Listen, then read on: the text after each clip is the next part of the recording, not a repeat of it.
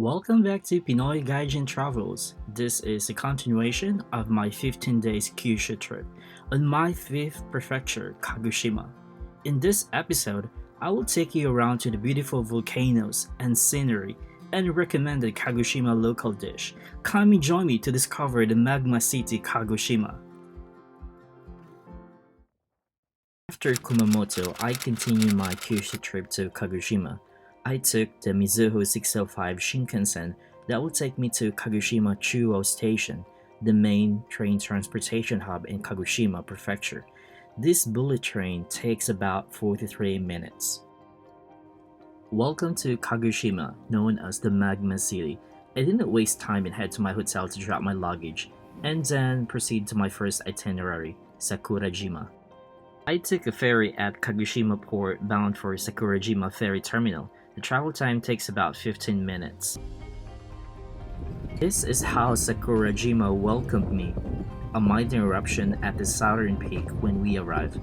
I was a bit scared, but the locals calmed us until I learned that this volcano is one of the super active in Japan and had volcanic eruptions every now and then. I got another welcome here, but this time from the friendly local felines here in Sakurajima. I wish I could take them back with me to Tokyo. Okay, let's now explore Sakurajima. My plan is to follow the Nagisa lava trail, then to Nagisa Park footpath, and then back to Sakurajima Visitor Center before heading back to the mainland. Nagisa Lava Trail is a 3 kilometers walking trail where you can see the lava field created by the last massive eruption of Sakurajima in 1914.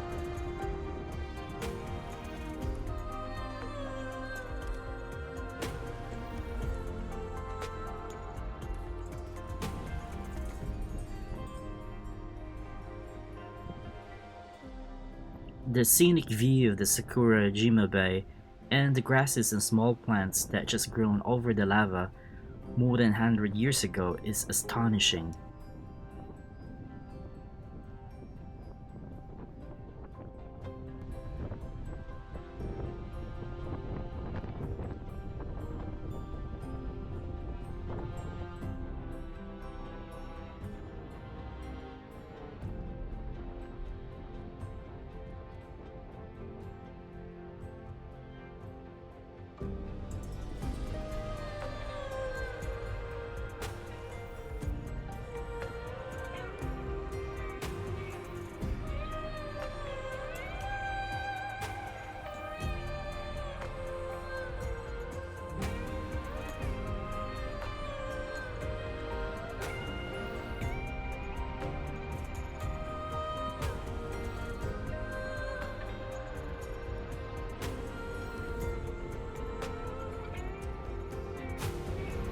I completed the Nagisa Trail and now heading to Nagisa Park footpath.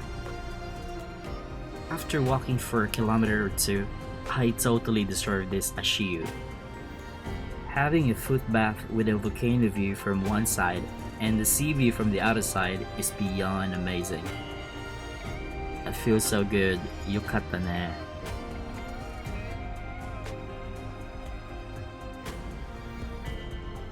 Time to air dry before I continue my walk. I forgot to mention that this foot bath is free of charge and the best way to treat yourself after a long walk. There are proven health benefits of Ashiyu like stress reduction, improves blood circulation, and rejuvenation, so don't skip it when you get a chance. Let's watch the harbor for one last time before heading back to Kagoshima. Thank you, Sakurajima, for your hospitality.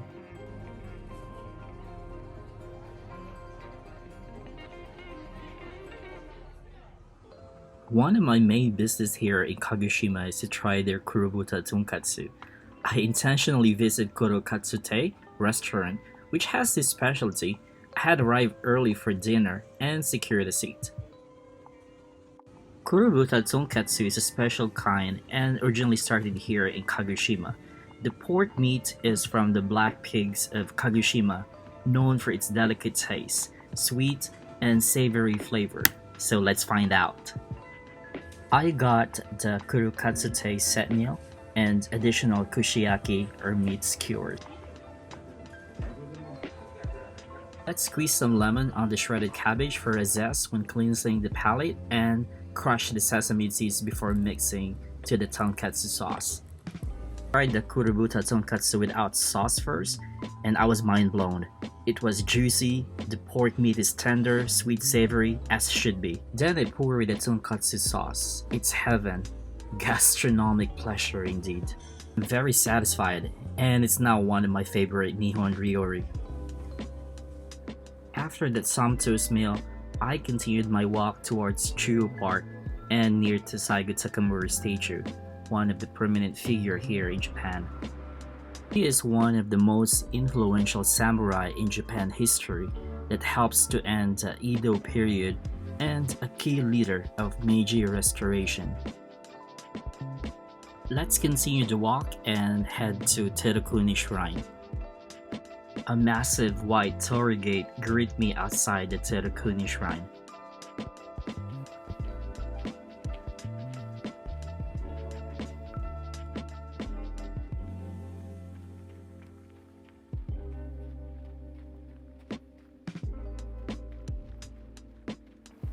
Terukuni Shrine is a 19th century Shinto shrine. It is considered to be a dwelling place for the kami of Shimazu Nariakira, the 28th feudal lord of Satsuma.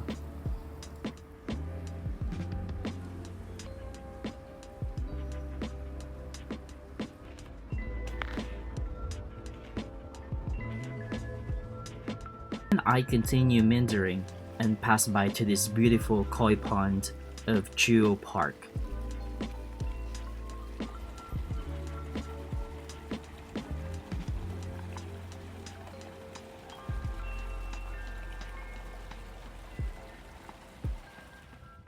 That's the end of itinerary for day 1.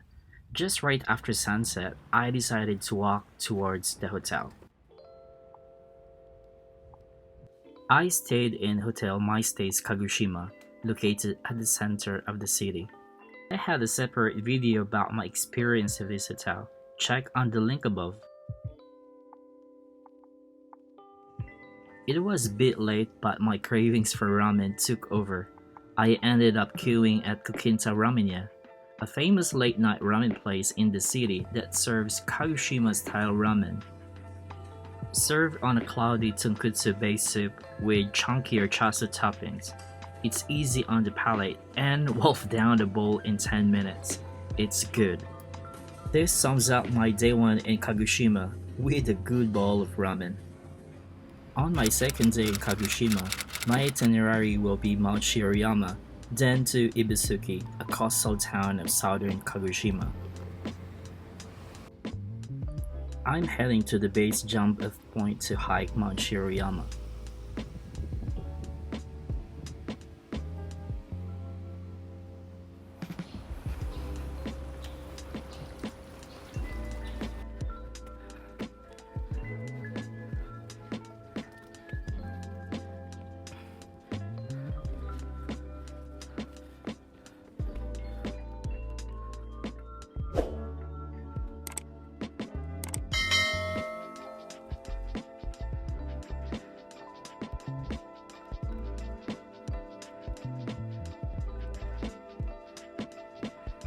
This hike is not for everyone. It's steep and should have a good fitness level to climb this route.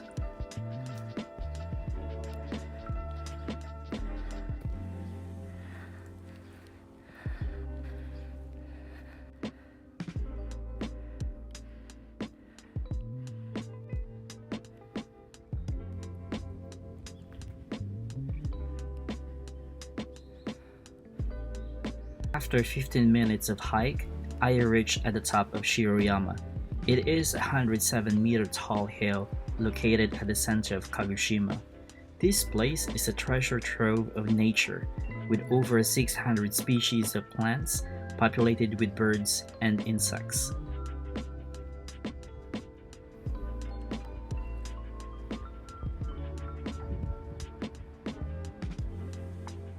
The scenic view of Kagoshima City, Sakurajima, and Kagoshima Bay at the top of Shiroyama is simply breathtaking.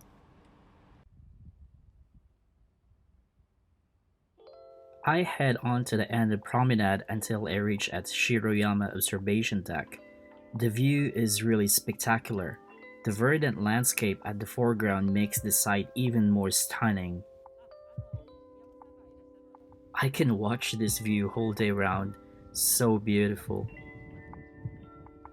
I haven't realized I spend more time here.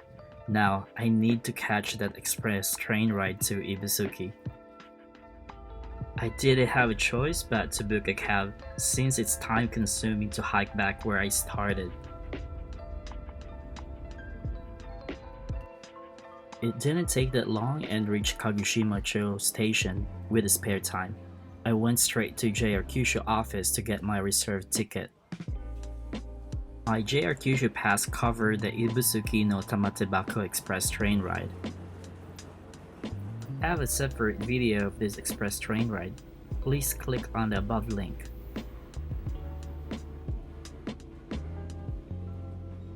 Less than an hour, I reach Ibusuki station. Now I need to catch a bus ride to Kaimondake. I bought a one-day Ibusuki bus pass since it's cheaper to travel within the places that I want to visit. Now let's proceed to the designated bus that will take us to Cape Nagasaki, which has a great view of Kaimondake and the lighthouse.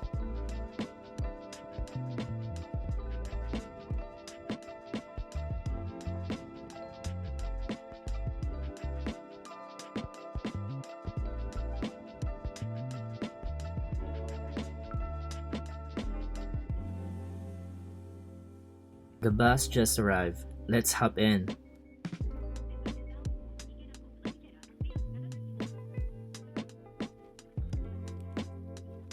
The bus journey takes about 40 minutes to Nagasakibana bus stop.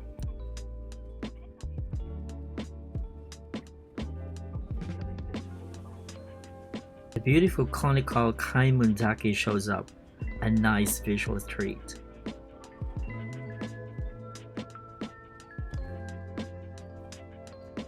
Finally arrive at Nagasakibana bus stop.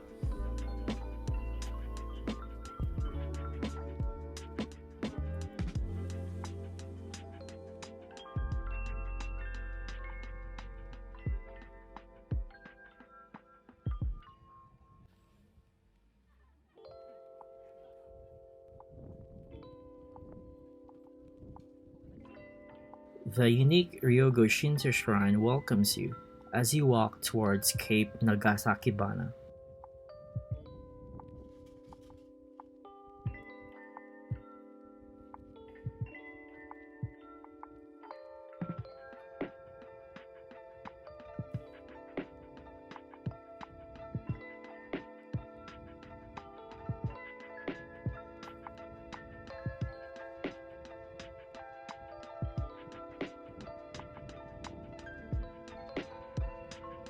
Kaimondake looks stunning from this view. It is often called Satsuma's Fuji for its close resemblance to Mount Fuji.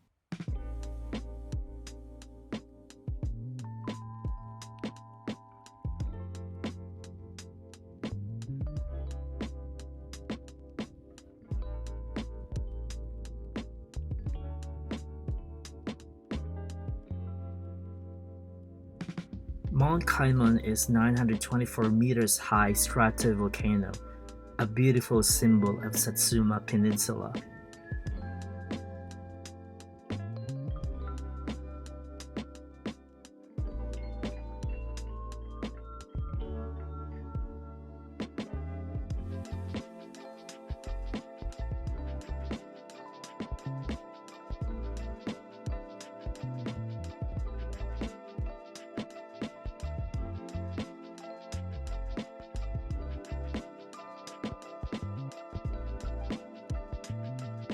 Welcome to Cape Nagasakibana. It is the most southern tip of the Satsuma Peninsula. The cape had a beautiful lighthouse that guides ferries at night entering Kagoshima Bay.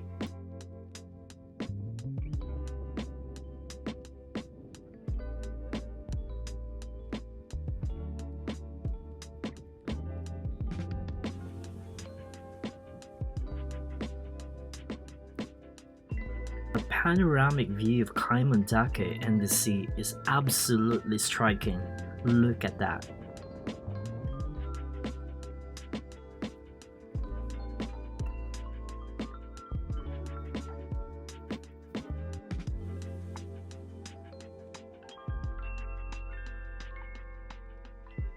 Moving to the next itinerary, I'll try the famous sand bath of Ibusuki, so I went to Saraku Sandbath Hall.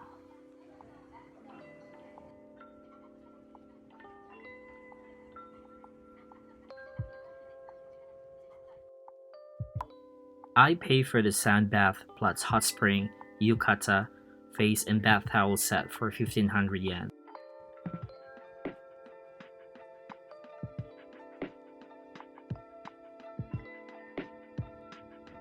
Sand bath is a quite unique experience.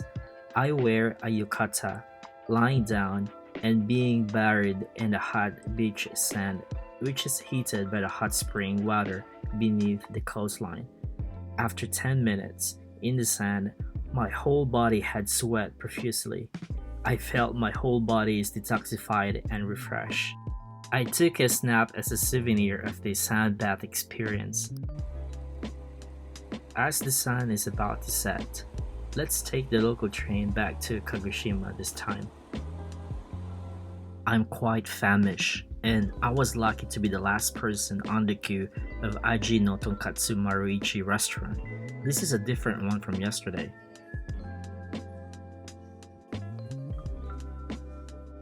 I got their Kurobuta Tonkatsu set meal. The meat is more tender, juicy, and flavorful. It surely had won me over. That sums up my Discover Kagoshima trip. I hope you had enjoyed it as I do. On the next day, I will travel to Miyazaki, my next prefecture. If you like this video, please hit the subscribe button and click the notification bell for updates. Thanks for watching and safe travels.